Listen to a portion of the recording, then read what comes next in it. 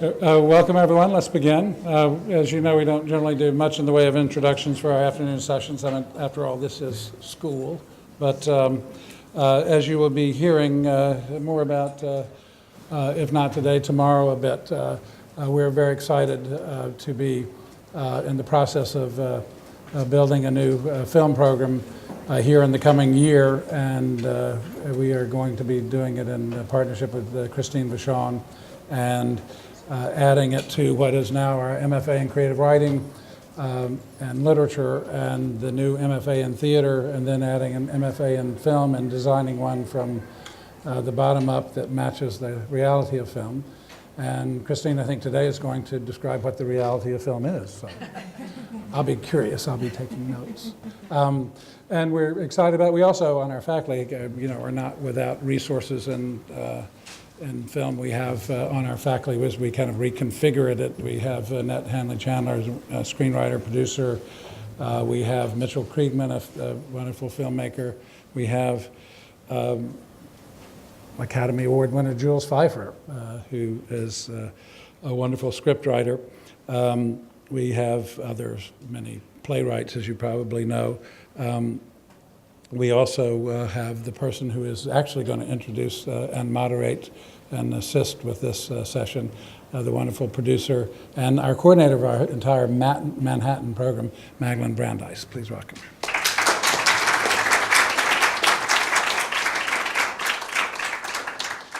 So last summer, at the end of the conference, and based on the success of the DIY digital filmmaking program and Annette Hanley-Chandler's incredibly successful screenwriting conference, I went and had dinner with my friend Mindy Goldberg, who's a producer of the film Junebug and also Gigantic. And I was just talking to her about who's who in the independent film industry. And she gave me a list of about 12 names. And at the top of the list was Christine Vachon, and she kept tapping her name, saying, she's the one, she's the top, she's the best, go after her. So Annette and I went to an event last fall that was at I can't remember, some... I think we just rented the place, but it was at Tisch at NYU. And at the end of it, she was being assaulted by screenwriters with their scripts and people who wanted to give her a card. And I went up and I said, I'm not going to ask a question. I have a business card. We're creating a film program. And she said, I'm really interested in talking to you. And I just started shaking like my dog when it sees a squirrel. I was so excited. So we're incredibly thrilled to have her, but the truth is, after Mindy told me about her, she named a bunch of films off, and I had to go home and Google her, and I thought you'd like to have this experience. If you Google Christine Vachon, what you'll see. Okay, this is IMDb, which is an official movie database, starting in 1985. If you just start looking at the films, you'll see films you've known and loved. For example, for me, Safe was one of the first films I saw where I thought, oh, I didn't know movies could be about what I'm really curious about. And I think there's such an interesting exploration of our obsessions with health, the way the environment is getting more and more toxic, how you live in that kind of environment, and what part of that is psychological. And this was also Julianne Moore's first starring role, and she's phenomenal in it. Kids was amazing. I shot Andy Warhol about our obsession with fame and our rage about not being famous. I thought that was a brilliant movie. Did I miss Boys Don't Cry? Boys Don't Cry. To me, when I was an undergrad, I was studying Foucault with a professor who assigned Boys Don't Cry and Hedwig and the Angry Inch as part of my studies of gender and the way that's politicized in our society. You just go through, look at all these movies since 1985, 1 Hour Photo, that's a little more commercial. The celebration of sex of every kind with the notorious Betty Page, and events on This American Life, Mildred Pierce just recently. And look at this, what she has in production right now. We were just talking with Bob a little bit earlier, and she said, I've made 5 films since January. I mean, this is a ridiculously productive person to have in our midst. Also, at this moment, she's been shooting nights. She showed up on time, has taken, I think, 5 meetings since we picked her up from the jitney at 11 o'clock. So we're thrilled to have her here. And I just want to say one thing that Morgan Spurlock said when I told him Christine was going to be with us. He wanted to come, but he had to go to Italy with his mother for her birthday. But he said, I think she's brilliant and is one of those incredible voices that truly reshaped independent cinema. So please welcome Christine. Thank you.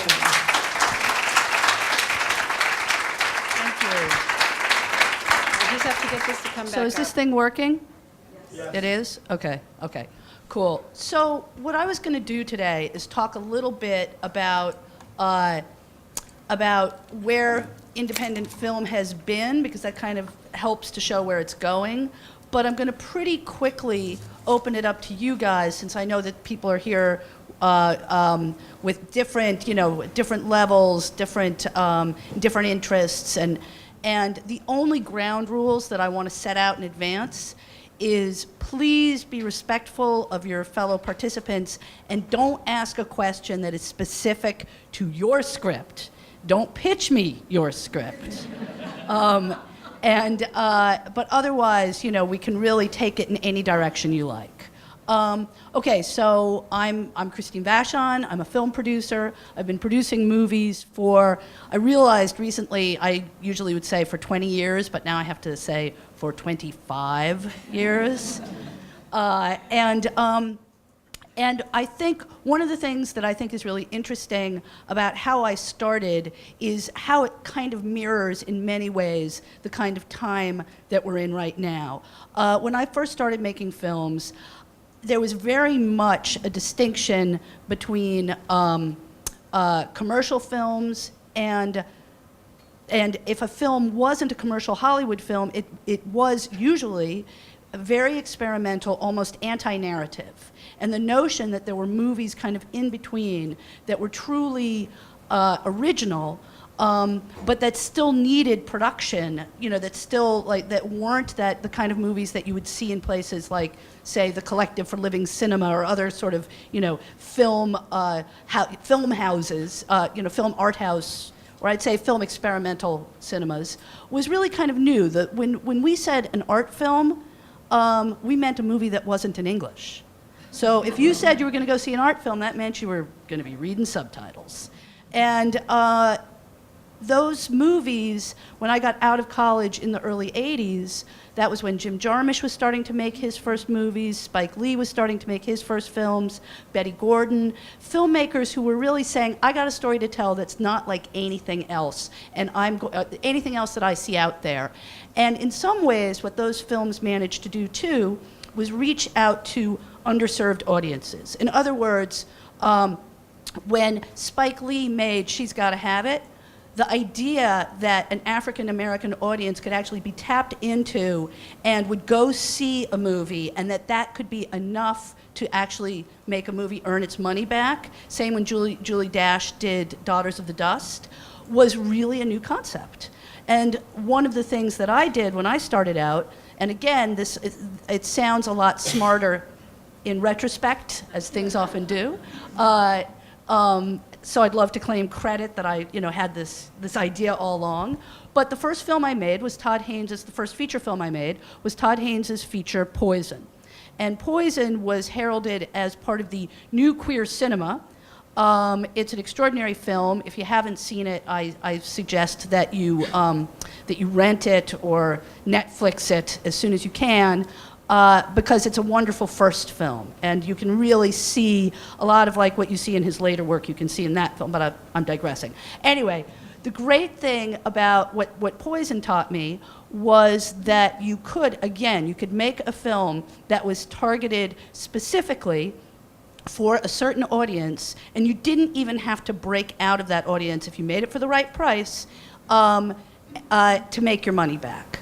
Now, Poison, was made at a time where films still got grants, and part of its fame is that it got a grant from the National Endowment for the Arts and was promptly set upon by the American Family Association, who, publicized the fact that a film that was essentially pornographic was being financed by your tax dollars, which just drove people right into the cinema. So thank you so much to the American Family Association, kind of put us on the map. Anyway, after that, I made films like Swoon, Go Fish, I Shot Andy Warhol. But the reason, I guess, that I want to dwell on this period from the early to mid-90s is because what all those movies had in common was a feeling of, we're not going to ask for permission. We are going to make our stories, we're going to figure out a way to tell the stories that aren't being told. And I feel that that really reflects in many ways the times that we're in right now. And it's a scary time for filmmakers right now because the technology changes so swiftly. I remember just the change from shooting on film to shooting and finishing digitally, and that at least was somewhat gradual. We had a minute to get used to it. But now, the way theatrical distribution is changing, the way more and more movies are being made specifically for web distribution, VOD distribution, it's kind of mind-boggling, and I think for a lot of filmmakers, they're still holding on to this idea, but if I'm a filmmaker, then what I make has to go out into the world, into a cinema. People have to come in and watch it and have that communal experience. Otherwise, it's not really a movie. And I really feel like as a film producer, I have to challenge that notion all the time and keep going back again and again to this idea of what am I really doing it for? It'd be great to win Oscars. All of that's, I can tell you when Hilary Swank won for Boys Don't Cry, I definitely had changed my tune from like, oh, who cares about the Oscars to, yes. But that's great, but ultimately what we're really doing it for is to tell great stories and to share them with people. And the ways that we do that are just changing radically, and as filmmakers, keeping up is both frustrating but exhilarating. And there's more opportunity than there ever was. When I started out, we had to shoot on film. There wasn't anything else. We had to show our movies in the theater because there wasn't anywhere else to show them. And now the idea that you can make something yourself and distribute it yourself has really, I think, not only widened the playing field in an extraordinary way, it's made for some extraordinary work. So I think it's like we're in a time of, either glass half empty or glass half full. I'm always glass half full, but it also does remind me to some degree of that French proverb, the more it changes, the more it stays the same. Because I can tell you, 15, 20 years ago, I remember being at the Sundance Producers Conference and hearing producers moan and groan about the same things we moan and groan about right now. There's not enough money. I'm trying to tell risky stories. Nobody wants to finance my risky story. How do I get actors to be in my movies? How do I get people to see my films? It's still the same stuff. It's just the arenas have changed. And I think that filmmakers, more than ever, have to really be aware of who they're making their movies for. Audience and knowing who your audience is critical. Now, a lot of times people, filmmakers will say to me, like Todd Haynes is like, if you think I'm gonna do that face page, you're out of your mind. But he doesn't have to. He's made 6 films. If you're starting out now, I don't think you have to be, I don't think social media has to be, your only tool, but it has to be one of them, and an awareness of how it works and how it can help you aggregate an audience is pretty critical. I'm trying to think of what else I can kind of throw in with my, my kind of kitchen sink opening comments before I open it up to you. Something about story would be great for all these writers. Story? Well, but this is pretty critical. I guess the main thing is, for independent film, in my mind, for independent film to survive, it really has to be truly original, more than ever before. It has to be truly original voices. And one of the things I love is that every year some movie comes out of nowhere, not really out of nowhere, but comes without, a A-list cast. Comes maybe with a director that you haven't heard of, and with a story that if you tried to pitch it, to a financier, they'd be like, what? And that's, Winter's Bone is a good example of a movie like that. I always think, even though now it's old, but a film like Napoleon Dynamite, which I remember when it showed at the Sundance Film Festival, everybody passed on it because they were just like, well, who the hell is this movie for? And Fox Searchlight saw something in it and obviously spun that into gold. So I feel like more than ever, the stories have to feel like they are a true alternative. And it's funny, now we obviously make movies. We just made our first feature specifically to premiere online on the internet, which is kind of an interesting thing, because I feel like 10 or 15 years ago, when HBO was just starting to sort of do original programming, filmmakers were really snotty about it.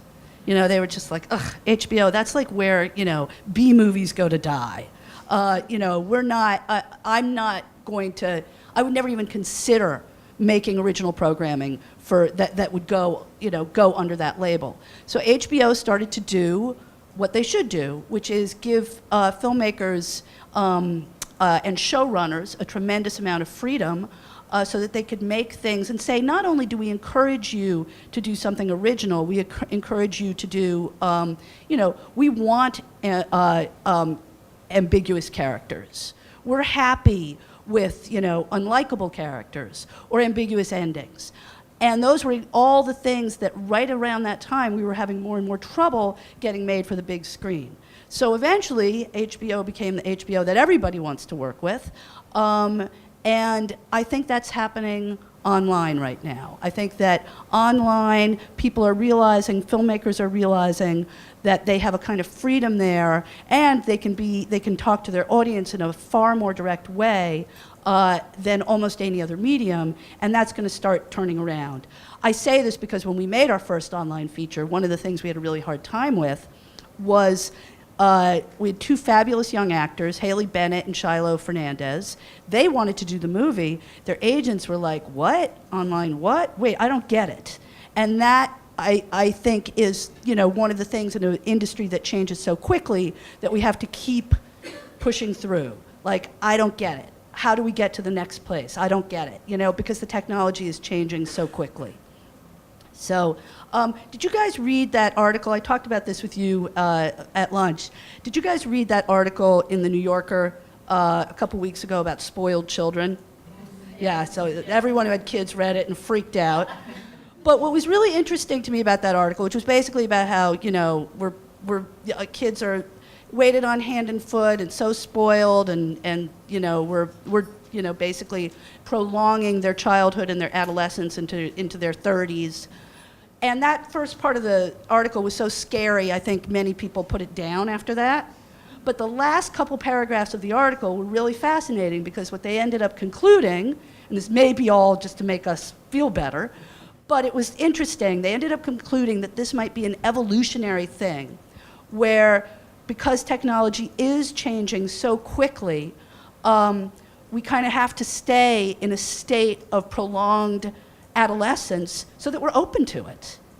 And I thought that was kind of a cool idea, whether or not it's actually true and gives us license to continue spoiling our kids.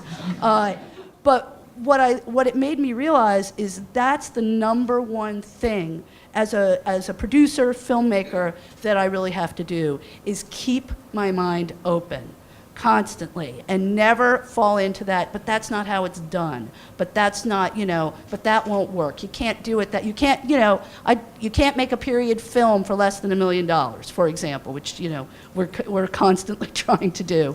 Or, first-time filmmakers don't deserve budgets of X, or you can't make a movie with, you know, an A-list cast that premieres online. All of those things, I have to work hard to keep my mind open in not just in that way, but how we tell our stories, how long they are. You know, I mean, I think now, you know, we've got to really be, as filmmakers, platform agnostic, length agnostic, and budget agnostic. And that's really hard, you know? And it's hard when you've learned something and you've learned it well to have to throw it all out the window and start all over again. So, all right, that's my basic outline of where I came from, what the business is looking like now, and what I think it's gonna look like. So now you guys, I can hear from you. Yeah. What's the business model for an online film? It feels like you are really open to all these new things and new ideas. Most investors, most people are not yet. Can you guys all hear her? Okay. So I'm just saying that most people are not as open and on the edge as Christine is in her view of new media or different concepts of how to launch a film, because everybody wants a big investment back. They want to make a lot of money back. So how do you... Honestly, I'd say most film investors just want to make their money back. Because that's a really hard thing to do. And most of the time, and I'm going to answer your question. I know I'm actually not really answering your question right now, but I'm taking the opportunity to answer another question. I think that, you know, most people who get into film investment, because it's so risky, are usually doing it a little bit with their head and their heart. You know, in other words, for the opportunity maybe to sit next to Uma Thurman at the Golden Globes, as well as, you know, the potential of actually seeing some money. But in answer to your question about how do you model out a film that's made for the internet, you know, that's a good question, and I think that's kind of the million-dollar question. That's what everybody's trying to figure out. We don't want to pay for content. You know, when I say we, I mean, you know, us as a species.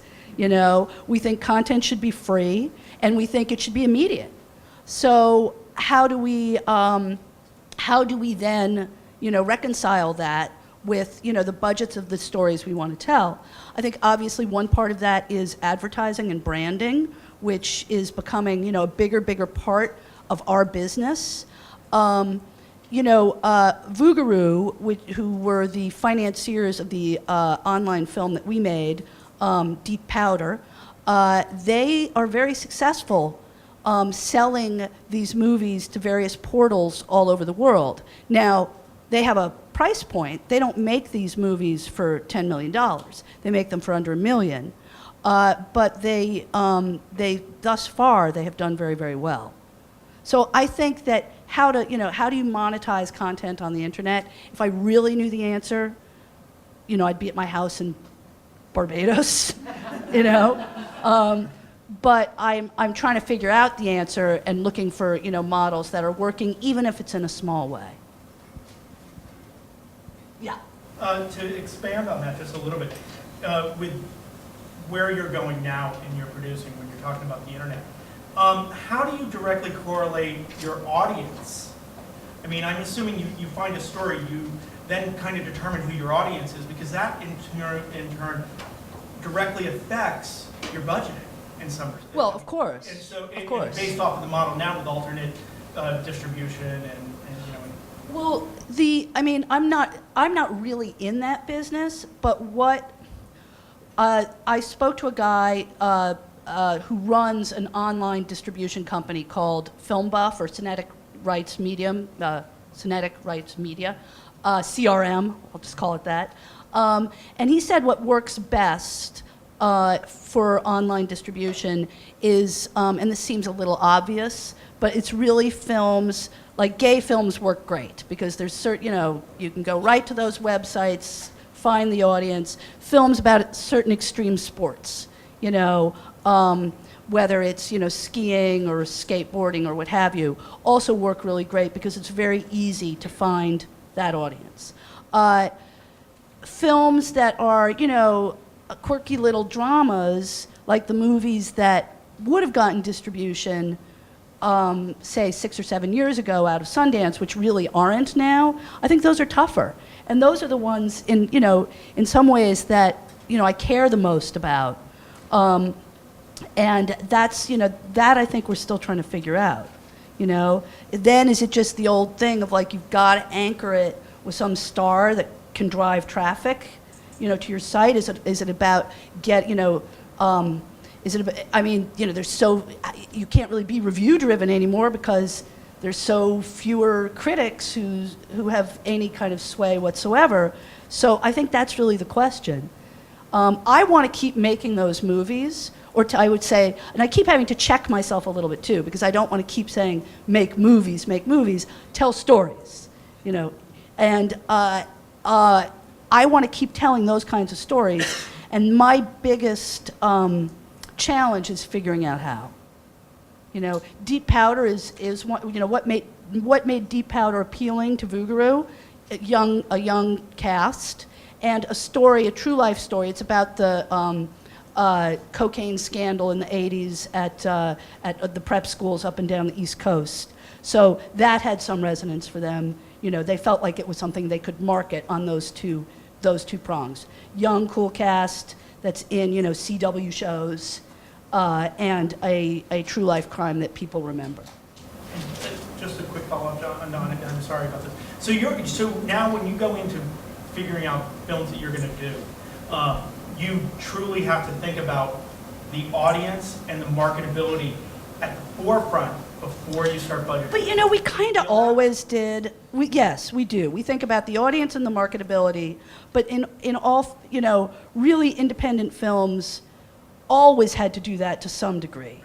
And now more than ever, because when I'm going in and talking to a financier, his or her, I say his or her, it's usually his question almost always is, well, how am I going to make my money back? And I need to have a very cogent argument for this is why this movie, has a shot, basically. Sometimes the answer is, and sometimes, 90% of independent films that are successful, it's because they're really good, and that's the thing you kind of can't, it's a great script that attracts a great cast that a director executes perfectly, and that's really hard. That's a little bit like threading a needle in a tornado. Somewhat of a follow-up to that. Do you think of length at all? Because of course, when things are online, there's more and more of a push to get shorter and shorter. It's interesting you ask that, because one of the things that Vougarou does is they have really studied how long we will watch something online. That's not, say, the episode of The Office that you missed last night. How long will you watch original content? And the good news is, it was like 2 minutes 5 years ago. I guess however long it took a kitten to fall into a goldfish bowl, and now it's up to like 7 to 10 minutes. So one of the things they do is they take these movies Deep Powder is a feature-length film. It's not, 84 to 95 minutes, and they break it into 7 to 10 minute chunks, which of course the filmmaker's not wild about. But it is the way, Vougarou has decided from their research is the most effective way for people to consume media online. Yeah. Forgive my ignorance or innocence, but social media, I am terrified of it for myself. I can imagine making a movie. I have no understanding of how the use of social media is used either in making the film or in the advertising, getting it out there. Give me some basic sense of where I can look into it. It kind of, every film is different. And, there's a lot of filmmakers now who are thinking not only of the movie that they're making, but they're also thinking about, like, well, what else can I do that's in the film's world? I mean, for example, we made a film that's in post-production right now called Kill Your Darlings, which is about Allen Ginsberg when he first went to Columbia University and met William Burroughs and Jack Kerouac. So that film has some stars in it, but how are we going to drive people to see a film? It has Daniel Radcliffe in it, but it's not exactly the Harry Potter crowd, right? So how are we going to get people to be aware of that film and want to see it? And it's not, it's not like, I mean, Allen Ginsberg may be popular in this room, but we needed to spread a little further than his fans for the film to be successful. So there's ways of. This is just off the top of my head. One of the things we've been thinking about is what if we did, got some of the actors in the film to read some of his poetry and distribute that, set up websites where you can hear that for free, where you can record your own versions, things like that. Those thinking of different ways to work within a movie's world. Obviously, with a genre film, a horror film, those ways are a lot easier because there's such a genre has such a web presence and legions of fans who really love the idea of all of different ways into a story about vampires or werewolves or the supernatural or even just a serial killer. But when I'm thinking of a movie, when I'm thinking about how to get a movie out there, those are some of the things I'm thinking about. Like, what can we do to widen the movie's scope? Not on the story itself so much, but on the world around it. Does that make sense? That makes sense, but if you have a sense of that, how do you use the social media? Well, when you say social media, are you just saying Facebook and Twitter? I'm just asking. I mean, if I know nothing about it. I'm sorry? If I know nothing about it, which is the case. I mean, I think, it's a little hard to say without having a specific film. I do remember, do you guys remember the film Blair Witch? Okay, so when Blair Witch came out, it was credited, and I don't even remember what year it came out, but I think it was a good 10, 12 years ago. And it was credited as the first film to effectively use the web to build an audience. Like they had a website, started with a website which presented this incident as maybe it had, as something that had really happened. And I think they had like fake newspaper accounts, and they did a really good job of building a fan base. Now, after that came out and was so wildly successful and really surprised people, I remember its opening weekend, kind of people were people in the industry were blown away about how well it did. There was an effort on all the studio's parts to do that exact same thing. But people figured out very quickly that it was inauthentic. It's like the Blair Witch sort of felt organic. It felt like it came from the roots of the film itself and the makers of the film. People know when they're being, agented, and they don't like it. They don't, I remember at around that same time when chat rooms first started, there were companies that would, Coca-Cola would pay to go into a chat room and talk about like the new soda, But of course people would figure out like, wait, here's my leather chat room and someone wants to talk about, the new Diet Sprite. This doesn't feel right, So that sense of authenticity is really something ultimately I think is at the heart of a successful social media campaign. How do you do it? I guess you just start Twittering and Facebooking. I don't really know what else to say, but you have to find something. You guys all know about Kickstarter, right? Because one of the things about Kickstarter that I think is actually the most effective about it, even more so than whether or not it can raise money for your project or your movie, is that it builds a sense of community. And it makes people feel like they're part of something, and they're part of something that's getting made. And I saw recently just the headline of an interview on IndieWire with Whoopi Goldberg about the fact that she was using Kickstarter for her project. And of course, your first reaction would be like, well, it's not like she needs to raise the money. And I didn't actually read the interview, but my guess is she's doing it for that very reason, to build a community around her project, which is the first step to building an audience and effectively using social media. All right, does that answer your question? Yes, thank you. Okay. One of the things fiction writers study is that within a novel, there's sort of a regular story arc. You know, the protagonist goes through these things and has a crisis and then resolves it in some way. And then in shorter form, one of the teachers here, Clark Blaze, has said, in short fiction, the event has sort of already occurred, and the Right. short story is about how the protagonist resolves it. And I was just wondering if, when you're looking at feature-length films and then short-form films, if you have a sense of the kind of story arc that differentiates the two. Well, the thing is, when I'm looking at short form films, I don't look at them as one-offs. I don't make short one-off films. I will look at a short film as part of a larger whole. You know that movie that came out last year, Martha Mary, yeah.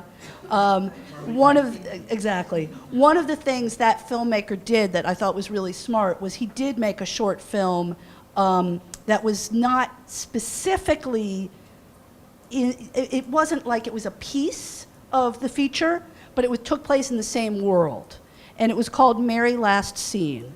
And it went to film festivals, and it went, and it had a strong online presence. So it was something that he could point to when he was trying to raise money for the feature. But ultimately, when I'm looking at a feature-length film, there I'm really just, I'm probably looking for those same things. I'm looking to, besides, I'm looking for a great story. I'm looking for parts that actors want to play. That's a big thing because our business is so driven by actors and their viability, and that's really what drives our financing. And I'm looking for what I feel will be a satisfying experience. I can't speak as well to an arc or this should happen by the second act. I don't speak that way. I don't look at scripts that way. I really look at them for what I believe is their makeability. Since that's the hard, to me that's the hardest part. Yeah. Seems like you've worked with a lot of writer-directors. Yes. And have you also done somebody who's written it and then a different director? Can you talk about the difference between those two scenarios? I do work with a lot of writer-directors. Every now and then we'll develop a script and then go and look for a director. That's a lot tougher for me. It's a little bit the tail wagging the dog, but we did it extremely successfully on a film called The Company, where we brought a script to Robert Altman, and he agreed to direct it. That makes it sound so much easier than it was. That was really like, that goes from point A to point Z in 2 seconds. But, and that was, that was a very long process. Usually what I will do is if we're going to develop something with a writer, I'll try and bring a director on almost from the very beginning. I was talking to Bob earlier about Helen Schulman, who I think has read here. She wrote a book called This Beautiful Life. And she's writing a script based on the book for us, and we've already brought in a director for her to work with, Suzanna Beer, who's obviously, a great director for her to work with. But that way, what Susanna's vision is kind of layered in from the get-go. I'm not saying that's how everybody has to work, and obviously that's not how many producers work, but it is how we work. Yeah. How did you get started? How did I get started? I think that people start producing in a couple, they come up in a couple different ways. The easiest way is to inherit a lot of money. And that was not my way. But there's a lot of producers now who that is how they got started. The next way is to come up through production, which is really what I did. I worked on a lot of those movies that I talked about at the beginning. Jim Jarmusch, Spike Lee, Betty Gordon. I worked for a lot of those people, was on their sets, doing all kinds of things, and started to really understand what made a movie tick. And then I had the good fortune to see Todd Haynes's first film, which is a 45-minute movie called Superstar, the Karen Carpenter story. And if you haven't seen it, I suggest you illegally download it from the internet immediately, because it's fantastic. And when I saw that film, I thought, I don't want him to make another movie that doesn't have my name on it. So that was really what motivated me. And other people come up to producing through exhibition. I know many producers who started out, in distribution or exhibition and started getting a sense of like, I know what movies people want to see. I know what they're going to see.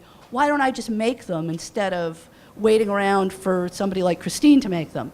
And then, some people come up through management, managing talent, developing relationships with talent, so that, if you're managing a movie star, you will start, figuring out what projects to bring to that movie star, and they will, you will go on onto those movies as a producer. So my start was really through production. I had the great fortune also of making my first feature really not knowing what I was doing, which I think sometimes can cause fearlessness, which is absolutely necessary. And if I had known how hard it was, I don't think I could have ever done it. Yeah.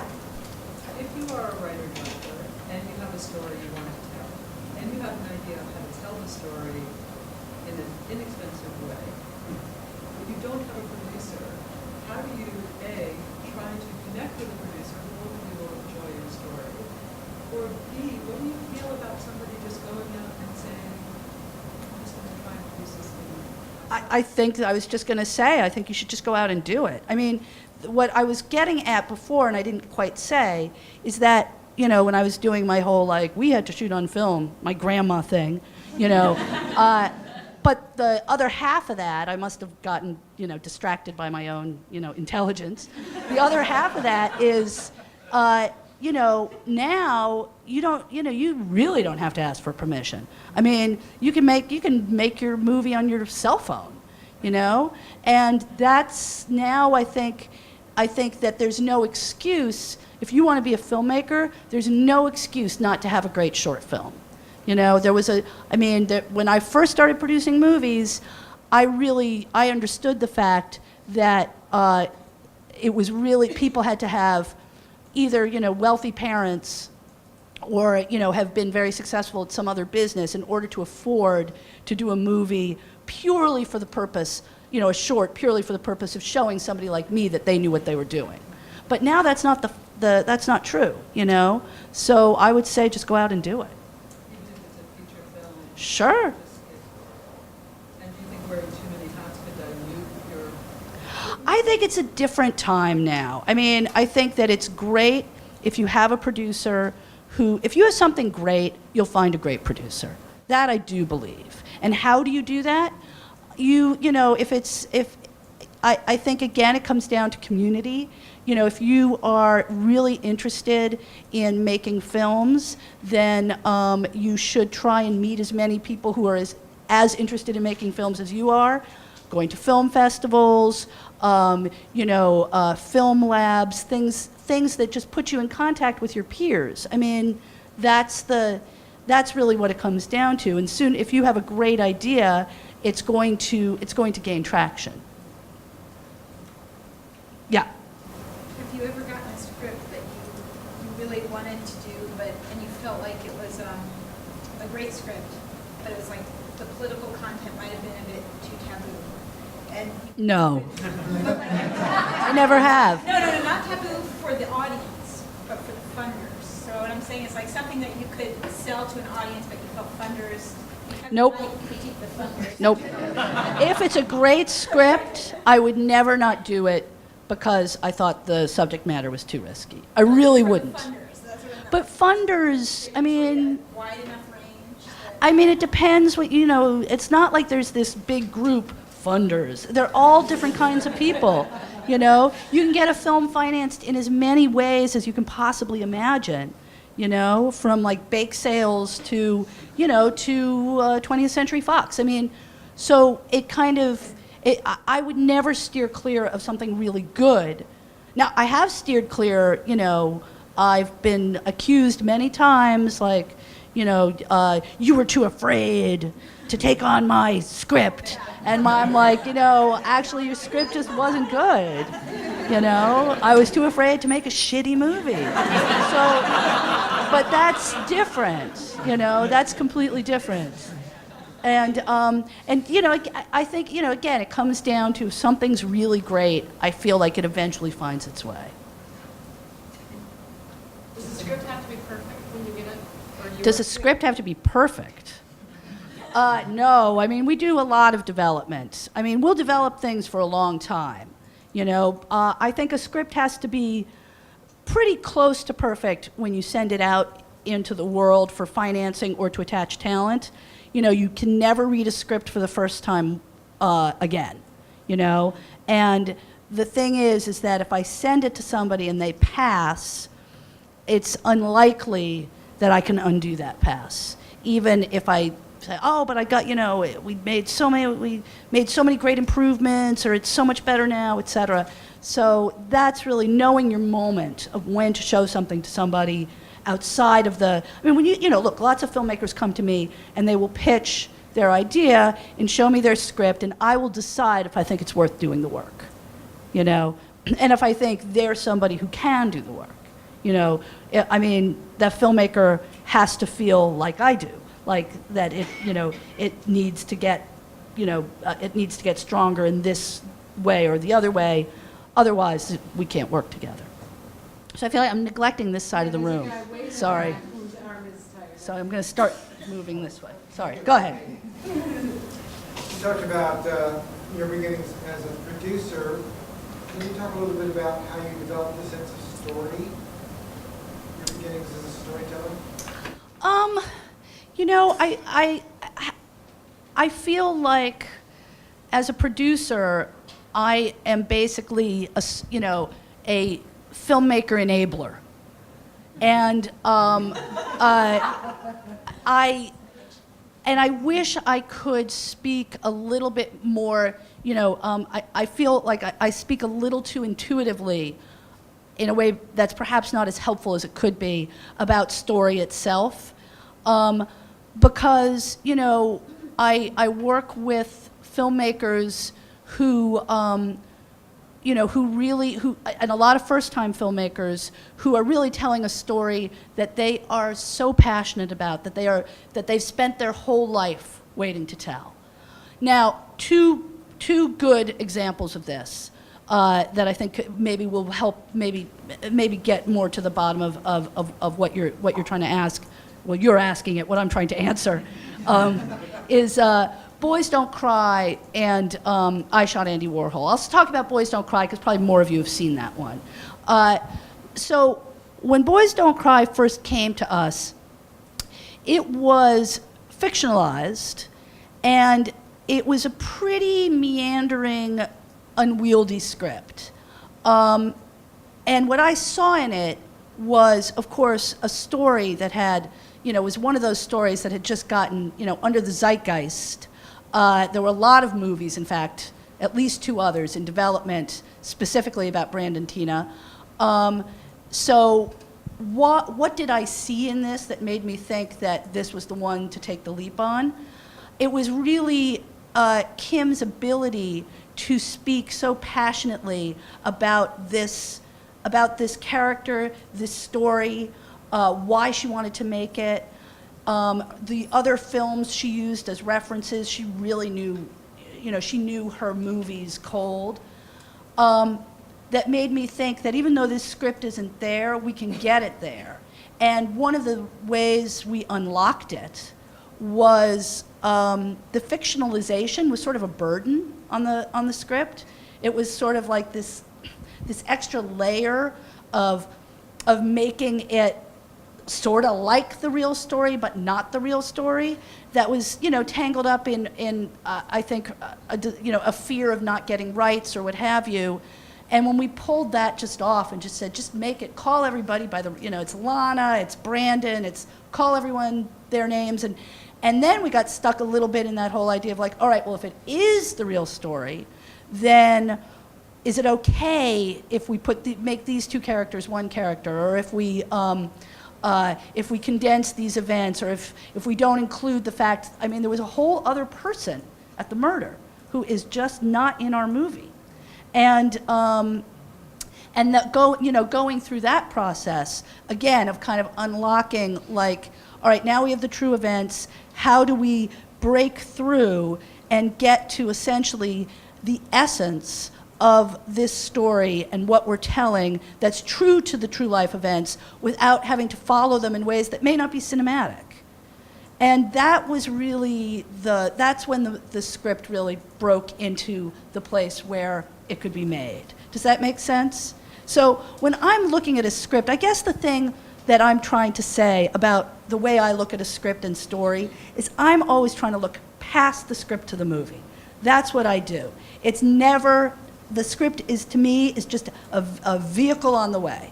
A great script is meaningless if it doesn't get made into a great movie, in my opinion. Because otherwise it's just something, something else like cluttering up my iPad. But so I have to think constantly, how do I take the elements here on the page and get them on the screen effectively? And does that mean, we have to make it for a lot less, so these are the things, writer-director, that you have to do. You've got to get rid of 10 locations. Let's go over every scene and figure out what is it that's absolutely essential here and get rid of what isn't so that we can cut the budget down by $1 million. That's what I'm looking at it. It's a guide to the screen to me. Yeah. How do first-time filmmakers approach you, or... Sorry, you're going to have to bellow. I can't quite hear. How do those first-time filmmakers, like Kim or someone who hasn't made a film before, how do those scripts get into your hands, and what makes you attracted? You just said one. What makes how do first-time filmmakers get their scripts to me? Yeah, or how do most projects how do you get your projects? I get my projects. I'm overwhelmed with projects that come to me. Not good ones, but I'm overwhelmed with a ton of material. The way to get something to me, don't hand it to me here. Don't slip it under the stall when I'm in the bathroom, which people have done. It's because it's highly unlikely if you hand me something that I'm going to do anything with it other than just throw it in the first garbage can I see. We no longer accept unsolicited scripts. We used to. But I started coming to things like this and telling people that, and the next day I would come to my office and my assistant would say, "What have you done?" Because there'd be a pile of scripts in front of the door. So really, the way to do it is make a terrific short, get that short, seen as much as you can, understand that in my office, as most people, who do what I do, I have an assistant, I had a head of development, they're young, I have a head of development, they're young, I have a lot of interns, they're very young too. They're always looking at stuff and coming to me and saying, I saw this great short film over the weekend, or a friend of mine showed me this really cool idea for a script. Will you take a look at it? And they know not to bring me something unless they're really enthusiastic about it. But that's really how you get to me, is you get to me through the people that work for me, but understand that those people really are pretty accessible. Yeah. That brings me to a question, which is, I've been recently transitioning into film, so like someone who comes out of the art world, going into film, and then I've been doing some internships in the film world, and I've been wanting to get into doing internships, not just in the documentary world where I've been. Like, how would you recommend getting into like being an intern or any kind of short, part-time job or anything to kind of know what's going on in the genre world and connect to those? I mean, I think you can do the internship thing, which, my company has an internship program, most companies do, but also just start working on movies. Because that's that's really where you meet, your peers, the people who also want to make movies. I mean, when I was working on movies in the 80s, everybody, the Grip had a script, everyone was like, this is, you read mine, I'll read yours, I find these as ways to meet those people that become the people I work with. Right. For me, it's been. Exactly. But it's been bringing me more and more into documentary, and I want to get more and more experience. Well, then target companies that do narratives. I mean, that's the. Send letters to them. Yes, I mean, they all have internship programs. We all like free labor. So. Yeah. What films did you see before your career What films did I see before my career? that really just stuck with you as a kid or? The Poseidon Adventure. Yes. I said that in a job interview once, and they just sort of. No, I mean, I grew up in Manhattan in the sort of golden age of repertory theaters, and which didn't mean that, I went to see, Charlie Chaplin and the Marx Brothers, et cetera, all the time, because I thought that was boring. But it did mean that, like, my best friend and I, when we were 12, decided we wanted to go see a horror film, and we looked up at a marquee where Cries and Whispers was playing, and we thought, sounds pretty scary, and it was, but not the way we thought. Also what I was saying before, that there was a tremendous amount, when you said an art house film, you meant a foreign language film, and one of the things that kind of happened in the 90s was independent film kind of pushed foreign language film off the screens. To a certain degree now it's back because there's so many different ways that we can watch movies. But I saw a huge number of foreign language films when I was growing up because I was, I just wanted to go to the movies. So I would go to our local cinema and I'd see whatever was playing. And if I liked it, I'd go back the following week and the following week. And I can't tell you how many times I saw The Poseidon Adventure, but a lot. And that was really, it was really a great time to, to be at that kind of totally receptive age, But now, it's great too because, you can, I remember that sort of like waiting for a movie to come or waiting for the Film Forum to do a Fassbinder retrospective so you could see those two that you'd missed. And now, you can go get them yourself. Yeah. What's your favorite part? When it's done. But along the way, is there anything? I have to say, film production is so tough. I sometimes, I think it's a little bit like childbirth. Like, if you really remembered how hard it was, you'd never do it again. So I often find myself on a set, going, oh, right, I forgot, I hate this. I got to remember next time that I don't want to do this. But, the actual making of a movie is just, it's often just so, it's hard to remember sometimes when you're on a night shoot and everybody's freezing or hot or what have you, to remember what it is you're all trying to do. And And so my favorite part really is bringing something out into the world. I love that. And, you know, one of the things I'm really grateful for is I do get stopped on the street often and told, you know, you made my favorite film, and it's never the same film.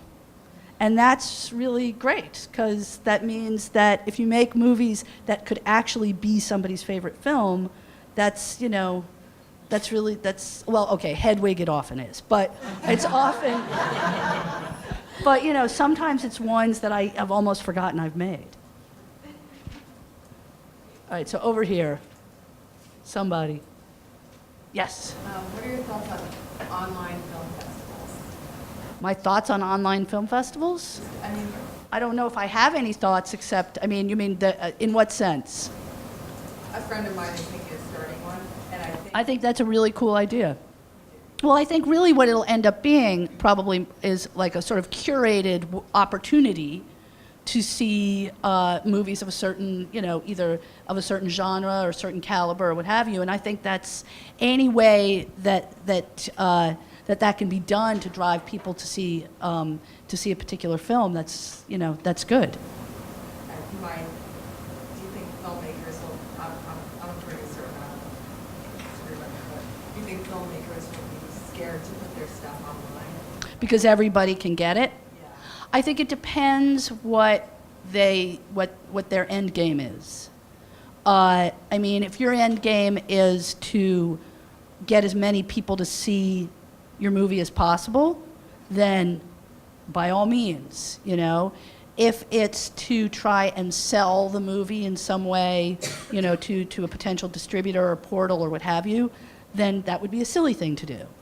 I think that's really what it comes down to.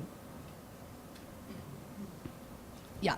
How essential do you think the cast is to marketing versus it is to financing? How essential is cast to marketing versus financing? That's a really good question. I mean, I think, you know, it would be sort of great to say that maybe cast is one of those sort of holdovers where, you know, because for the past 10 years, independent film, you know, because when I first started making independent film, cast didn't matter. You know, it was basically you assumed you weren't going to get anybody that anyone had ever heard of in your movies. And my first few movies, you know, Poison, Swoon, Go Fish. In fact, I think I Shot Andy Warhol was the first movie where the financier put pressure on us. And I was a little like, oh, okay, wow, this is new. So maybe the sort of cast-driven deals that we do are going to start to dissolve a little bit, which would be awesome, because it's a big pain in the ass to, you know, essentially just, you know, we get told, all right, here's you know, less money than you want to make your movie, but you have to get one of these 3 actresses to star in it, or you won't even get that. Meryl Streep, Julia Roberts, and, you know, I mean, and so we're constantly, you know, trying to manage those kind of expectations. Marketing, you know, these days we are told constantly that we have to, you know, a lot of filmmakers are even making cast sign contracts up front as part of their, you know, part of their initial contract, that they will show up for the film and they'll market it, et cetera.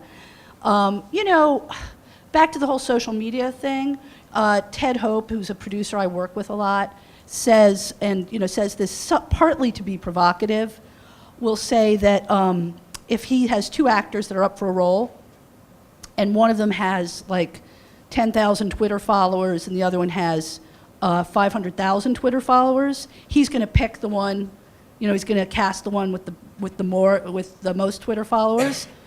And one of his sort of selling points on the movie Super that he produced was that Rainn Wilson had 2 million Twitter followers. But people didn't go to the movie.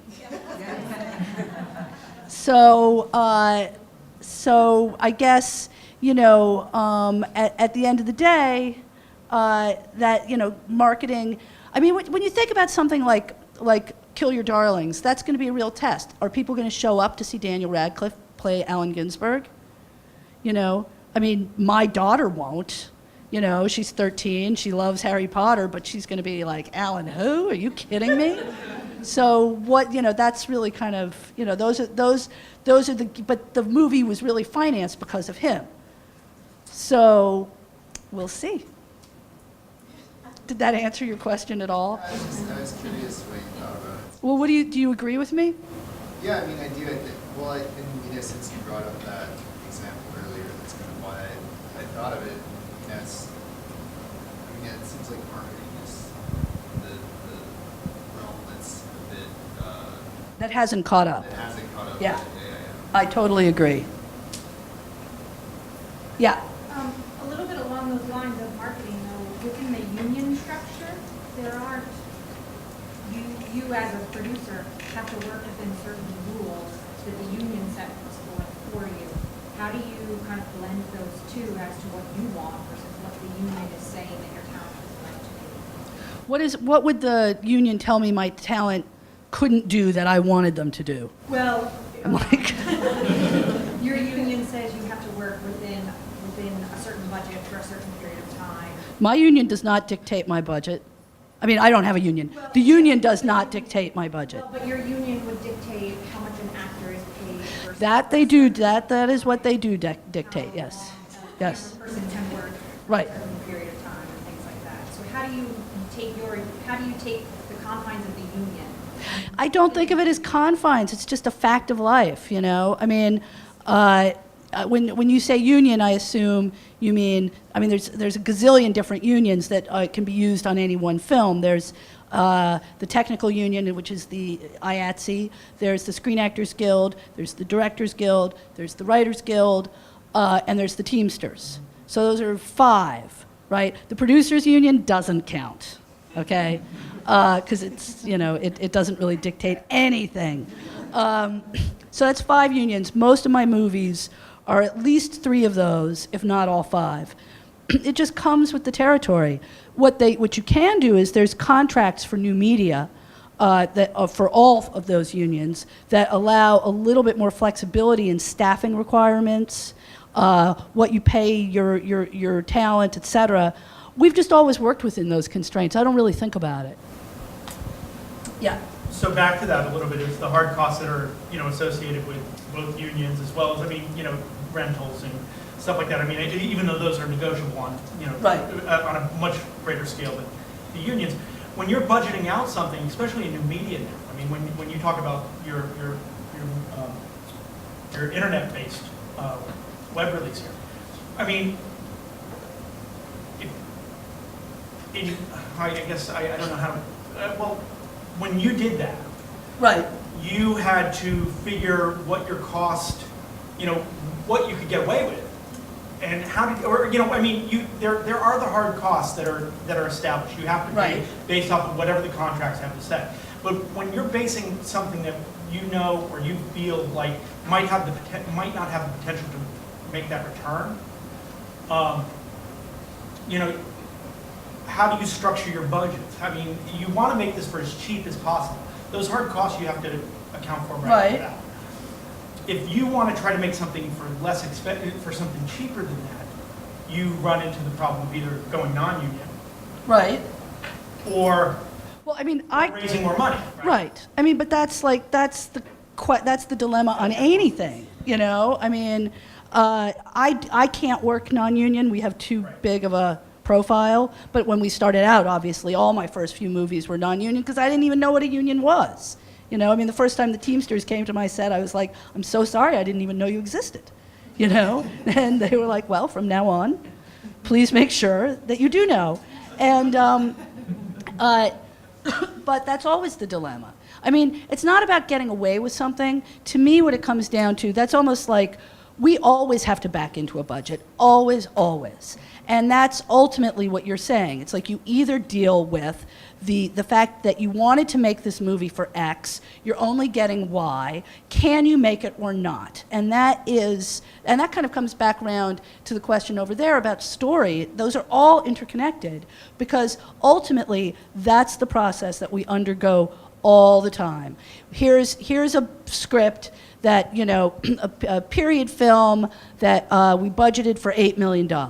Well, we have these cast attached to it.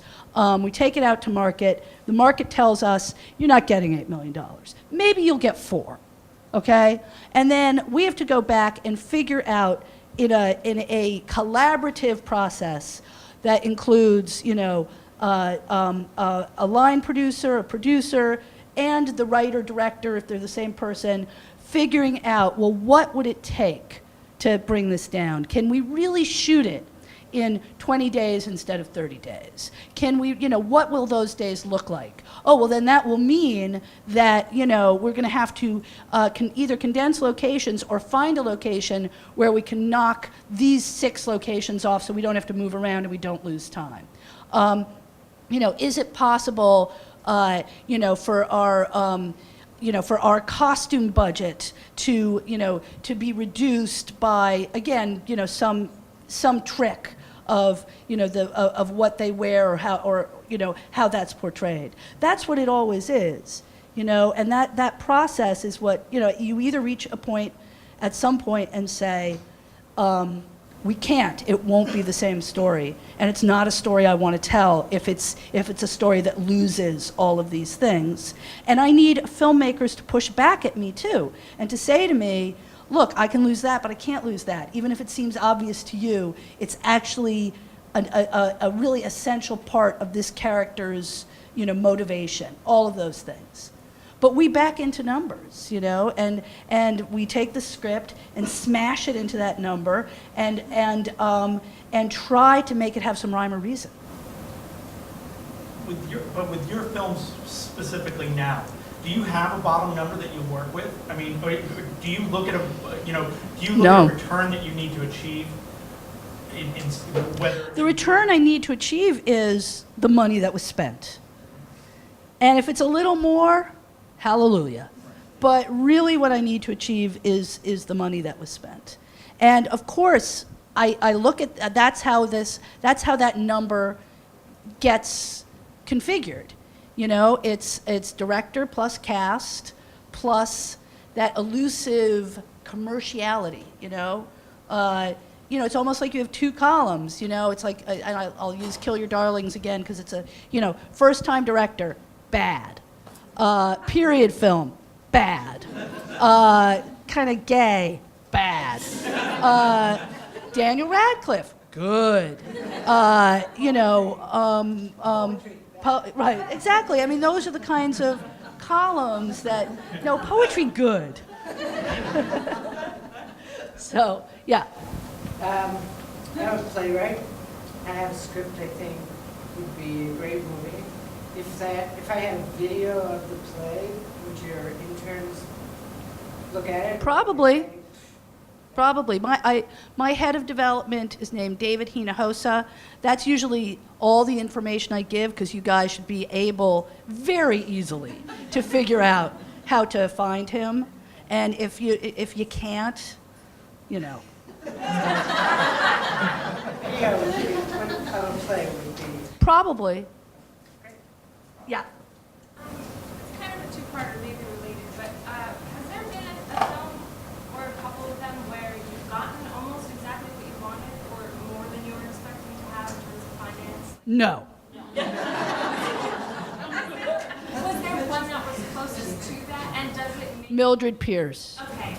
And does it make, you said that when you get on the set, you always remember, like, oh God, I hate this.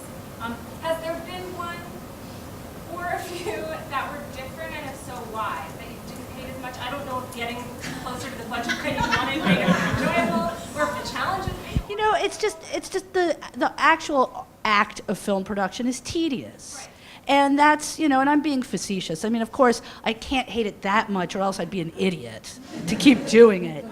But I just mean that, you know, it's really, one of the things you have to do as a producer that's really critical is you have your ambition, you have a script that you can see it in its most perfect realized state. And then you're dealing with, you know, weeks of that, you know, grunt work of, schlepping things from one place to the other and just dealing with the minutia of getting it on tape or celluloid or whatever you're shooting on. And somebody has to keep thinking all through that how this is going to fit into that beautifully realized whole. And that's a really tough thing to do. I mean, that's, when I pull a first-time director aside and say, we spent an hour on, on the insert of the glasses. Like, you're not getting, the, the big scene, and that's the scene that sells X, Y, or Z, and it's critical. Those sorts of things. That's what I have to keep in my head at all times. And look, it's a very exhilarating job. I'm not complaining about it. But, at 2 a.m. in Yonkers, where I was last night, I was a little like, this is so fucking glamorous. So, yeah. What do you think about movies like Crazy or Another Earth that were made for like 200? I think they're awesome. Oh, what do I think of movies like Crazy or Another Earth that were made for just a couple $100,000? I mean, I wish both of them had found a wider audience, and I'm kind of curious if the reason that they didn't, although I think they're both doing very well on VOD, I'm curious if the reason that they didn't is because if people are going to go see a film theatrically, they don't want to see something that looks like you shot it with your cell phone. It's like, if I'm going to pay my $12 and the babysitter and the drink we're going to have afterwards, I want to see something that's, got more polish. I don't know if that's true or not, but it does make me wonder about that.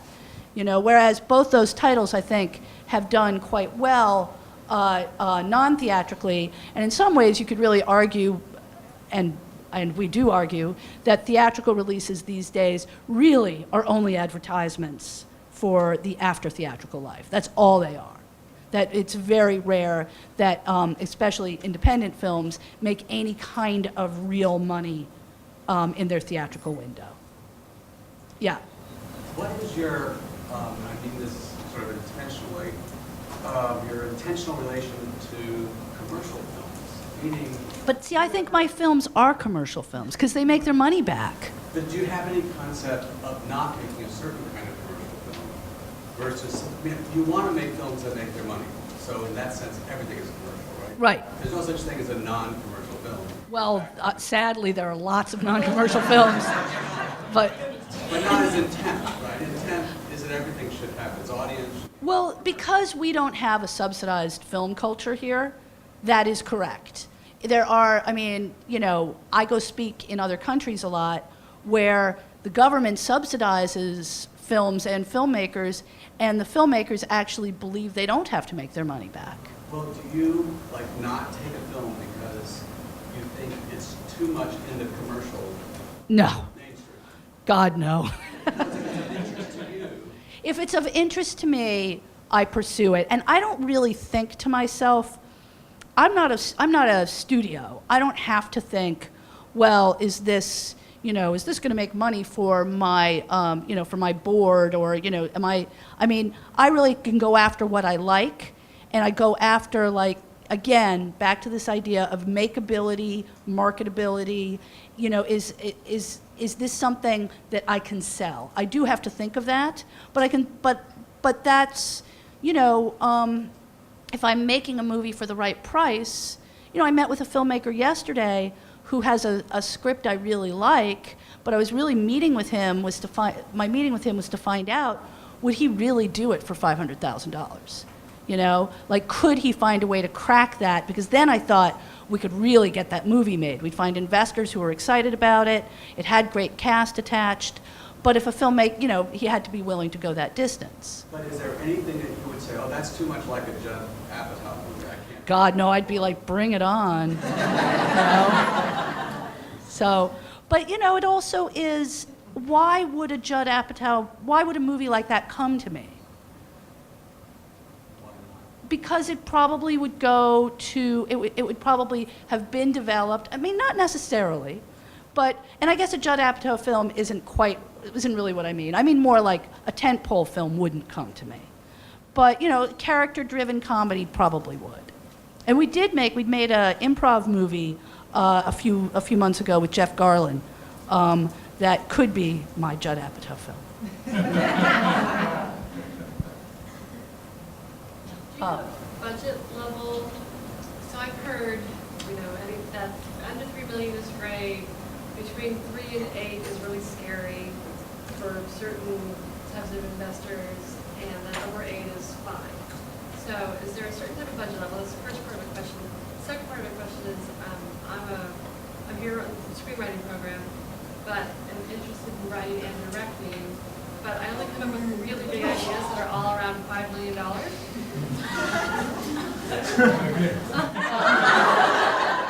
Thank you, Andrew. Anyway, so the question is scary budget levels and then budget levels for first-time directors. I budget level, okay.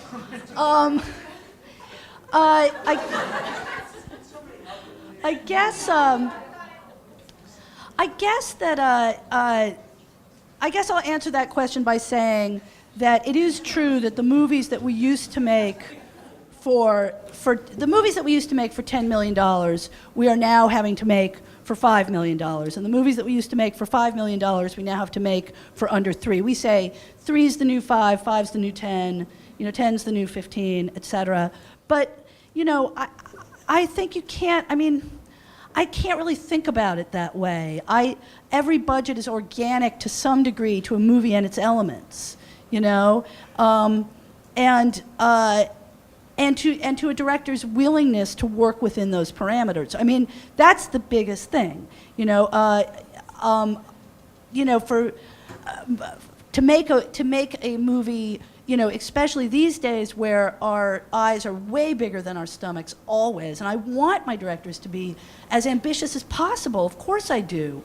I don't want them to settle. I don't want them to say, oh, okay, well, if we can't afford it, I want them to be thinking of solutions that really, that retain whatever it was that made that scene exciting. I don't want our movies to feel less epic because their budgets are lower, and that's a trick.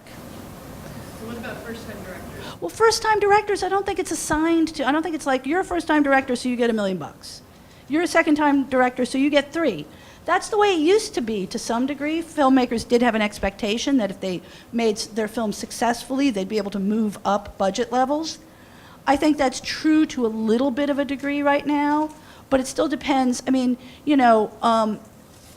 depends on the story they want to tell, and most filmmakers have a pretty canny sense of that. They know that if, like Todd Haynes when he made I'm Not There, he knew I'm making this wacky movie about Bob Dylan, that's not about Bob Dylan. The only way that I'm going to get this financed is to get the level of cast that he got. That was a big part of our strategy, and he didn't fight that. He knew that was, that was the only way it was going to get made. And did you want that many different people to play Bob Dylan, or did you do that for financing? Of course I didn't do it for financing. That's crazy. I'm just like, I kind of love that idea. Like, I know, let's throw in another Dylan or 2.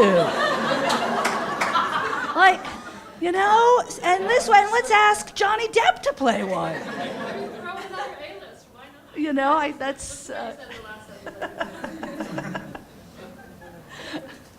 Sorry, yeah. I have a question when it comes to writers that are not directors. Right. About getting, writers that are not necessarily known, that haven't had films put out there yet.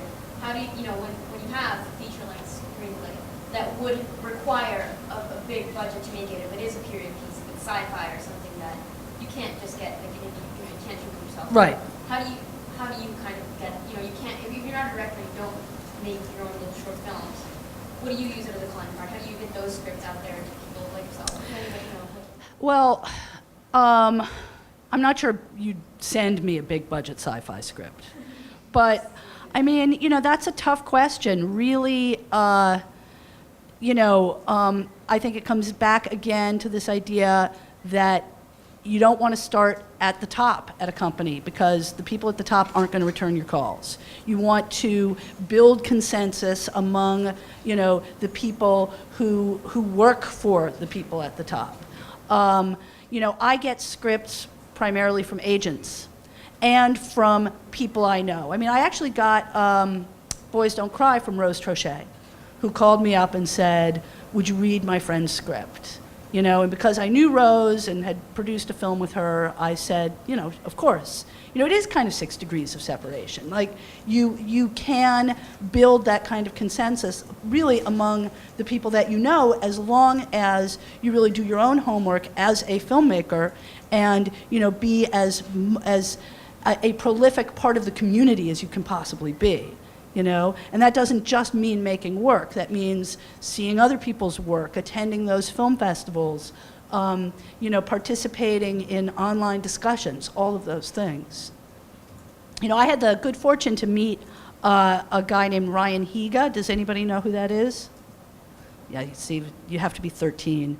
But he is, I think, he's the biggest YouTube star. He's a young guy in his 20s. And he does, you know, YouTube videos that, you know, definitely hit the sort of, you know, fart joke. But they're very, very funny. And he has, you know, he puts out a video, he gets 8 to 10 million hits. And he has actually, when I met with him, he was meeting with some other YouTube stars that had found each other because they liked each other's work and were collaborating. And that was really, I thought, I actually met him at the Sundance Film Festival, and he was sort of like, oh, I wish like I could show a film here. And I was like, are you kidding? Like there's, you know, all the movies put together aren't ever going to be seen as widely as your stuff is seen. But the fact was that he had found through his online activity, a lot of different collaborators in a really cool way. And it's just about participating in your community. Yeah. Just curious how many scripts you read a week? As few as possible, but I, you know, probably 5 or 6. But my office, when something gets to me, it has to be really, I mean, sometimes I'll read one that I know isn't going to be so great because I have to write the ding letter and I have to sound like I actually read it. But usually what I read stuff that's pretty good because somebody in my office thought it was worth reading for me.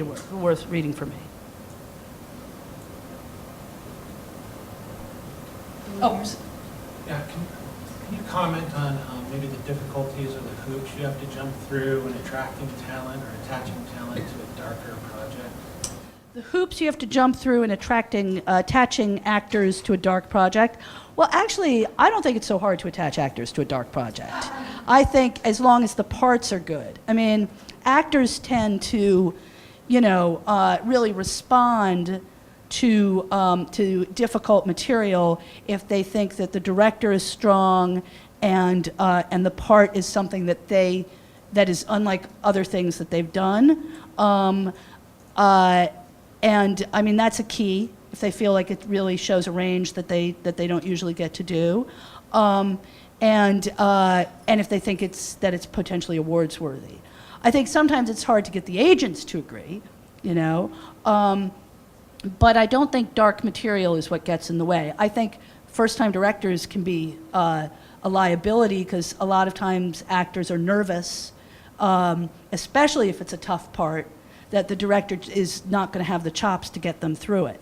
You know, and if they're really going to like put themselves out there, they want to be sure that they're in extremely capable hands.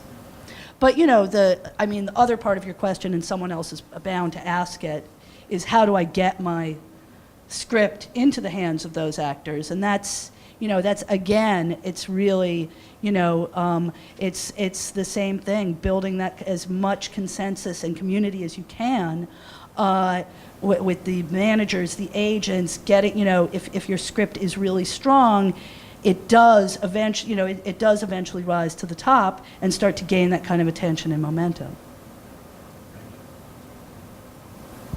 I have one question that's just sort of based on what Mitchell asked and kind of tying everything up to end, but he had asked you if you would turn down a commercial script, and one of the things I noticed as I was just reviewing your IMDb credits is like most people start in the indie world, make a couple movies, go it's too hard, and they stop. Or they go really commercial and they start making a lot of money and it's easier. And you have this incredible long career of probably really difficult shoots and hard to finance movies and everything else. And something Mindy said to me was she's not in it for the money. So I was wondering if you could just speak to what you're in it for. I mean, I'm a little in it for the money, but only because I don't know how to do anything else. So, but I'm not in it for the money in the sense that, and I look, I don't want to sound like one of those. I'm not that like, I don't have that kind of purity, because I don't think you can in the film business because it's so craven. But I do feel like at the end of the day, I really love making the movies that I make, and I really love telling those stories. And it's so hard to make a film. I only one time I made a commercial. Todd Haynes directed a Heineken commercial, and I regret, I can't really say I made it. I kind of went along for the ride. It was kind of insane because I think I kind of realized Todd has never really been told before that he couldn't, pretty much have what he wanted. And, we were casting the commercial, and the agency would say, well, the client thinks that the Mexicans that you've cast to be in the Mexican bar look too Mexican. And Todd would be like, okay, like, what am I doing? But that, all to say, making that commercial was just as hard as making anything I've ever made. It was just as strenuous. It took the same amount of creative intensity and hard work. But it was a commercial, and it really, I think, at the end of it, I was just like, that's not, it was a lot of money, and I'm glad I got it, but it really wasn't worth the creative spending that I had to do, because I didn't have something at the end that I felt great about. Now, there's a lot of great commercials, and there's a lot of people who do commercials who love it, and I'm not putting any of them down. Just talking about, for me, that ultimately it's not about the money because there's just not enough money in the world. Thank you, Christine.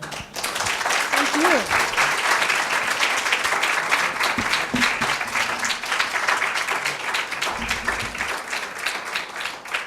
As a sort of tail slate to this event, I wanted to go out of my way to thank Bob Reeves for figuring out a way to get through the university system to make it possible for Christine to become a part of our faculty from now into the future. So to Bob Reeves.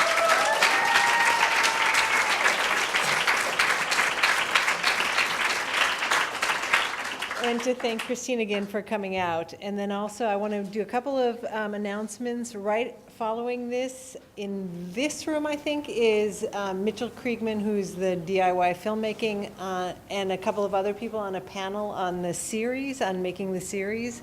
And also in another room, Paula Brancato is doing an elective on the business of the business. There are book sales and a signing out in the lobby, right outside the case by the bathrooms, and the books are in the library. And then please do come see Christine again with Annette Hanley-Chandler when she's the guest of honor for the Pakula Prize tomorrow night at 7:30. And I think that's it. Thank you.